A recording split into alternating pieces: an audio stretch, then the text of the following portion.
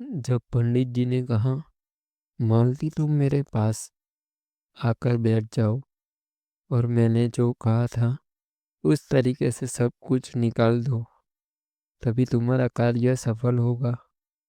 नमस्कार दोस्तों, स्वागत है आपका हमारी यूट्यूब चैनल पर। कहानी सुनने से पहले बस एक सब्सक्राइब के बटन पर एक क्लिक सब्सक्राइब के बटन पर कर दीजिए, जिससे मुझे और मोटिवेशन मिलेगा नई नई कहानियाँ आपके पास लाने के लिए। आइए शुरू करते हैं कहानी। दोस्तों, ये कहानी गुजरात के एक छोटे से गांव की है, जहां सब लोग मन के इतने साफ थे कि कोई कोई भी आके उनसे अपनी बातें मनवा लेता था और उनके साथ गलत काम करके चला जाता था। इस गांव में एक छोटा सा परिवार रहता था, जिसमें पति पत्नी और एक बेटा था, छोटा सा। तीनों लोग आराम से अपनी जिंदगी गुजार रहे थे। पति का नाम था मुकेश और उसकी पत्नी का नाम था मालती और बेटा का नाम था राहुल। बेटा अभी 4 साल का ही था, इसलिए वो स्कूल नहीं जाता था। मालती घर के काम काज करती और राहुल को संभालती थी, और मुकेश गांव के ही पास वाली एक फैक्ट्री में मजदूरी का काम करता था, जिससे उसे घर चलाने जितने पैसे मिल जाते थे। तीनों लोग आराम से अपनी जिंदगी गुजार रहे थे। लेकिन दोस्तों, आपको पता ही है, ये थोड़ा अच्छा समय आता है, वैसे ही बुरा समय भी तुरंत आ जाता है। मुकेश की तबीयत अब धीरे धीरे करके खराब हो रही थी। मुकेश को पहले तो थोड़ी थोड़ी खांसी आया करती थी, लेकिन अब जैसे जैसे दिन बढ़ते जाते हैं वैसे वैसे उसकी तबीयत ज़्यादा खराब होने लगी थी, और साथ साथ में उसकी खांसी भी अब इतनी बढ़ गई थी कि कभी कभी तो खांसी खाते खाते लाल पानी भी निकल जाता था। अब यह देखकर मालती को बहुत डर सताने लगा। और क्यों ना डर सताए, ये तो उसका पति था, और घर में बस यही एक मर्द था जो कमाने वाला था। और अगर उसको कुछ हो गया तो उसके बच्चे का क्या होगा। एक दिन अब वो शाम के समय बाजार से सब्जी लेकर घर आ रही थी। रास्ते में उसको एक सहेली मिल गई।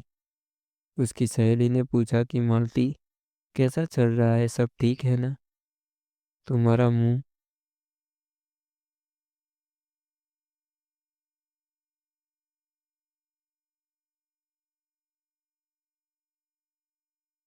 उतरा सा क्यों है?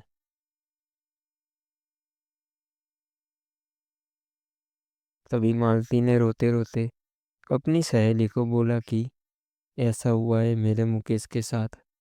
तभी उसकी सहेली ने बोला, तू एक काम कर, तू कल मेरे घर आना। हम लोग आगे वाले गांव में एक बाबा बैठते हैं, उनके पास जाएंगे और उनको सारी तकलीफें बताएंगे। वो कुछ ना कुछ हेल्प कर जरूर करेंगे। मालती उसकी बातों में आ गई और बोली, ठीक है, लेकिन दोस्तों ये बाबा झूठा होता है। मालती को बाबा के पास नहीं जाना चाहिए था। अब अगली सुबह मालती नहा धोकर अपने बच्चे को साथ में लेकर उसकी सहेली के घर जाने निकल गई। अब सहेली और मालती मिलके उस बाबा के घर जाने के लिए निकल पड़े। कई 15-20 मिनट के बाद उस बाबा का घर आ गया।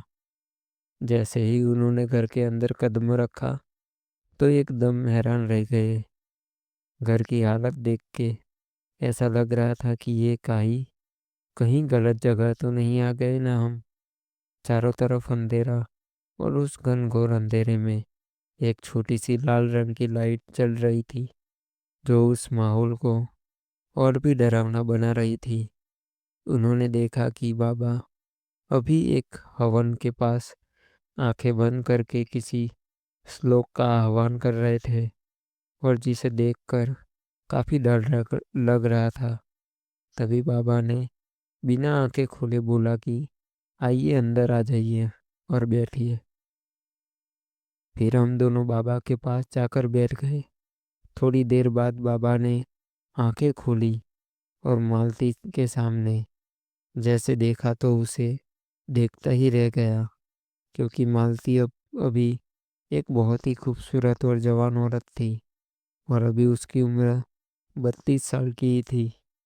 और उसके बदन का गोरा रंग उस बाबा को मन ही मन विचलित कर रहा था। तभी उस बाबा ने मन बना लिया था कि कैसे भी करके इस औरत के साथ एक मैच तो खेलना ही है। फिर बाबा ने मालती से पूछा कि बताइए क्या परेशानी है आपको। मालती ने कहा कि मेरे पति की तबीयत काफ़ी बिगड़ती जा रही है। मुझे मेरे पति को कैसे भी करके ठीक करना है, और मैं उसके लिए कुछ भी करने को तैयार हूँ। जैसे ही बाबा ने यह बात सुनी तो बाबा ने तुरंत कहा कि देखो, अभी जो कहा है वो याद रखना, और आगे जाके फिर यह बात भूल मत जाना, क्योंकि अब आगे बहुत ही कठिन रास्ता आएगा जिसमें आपको अपने शरीर का भी बलिदान देना पड़ सकता है।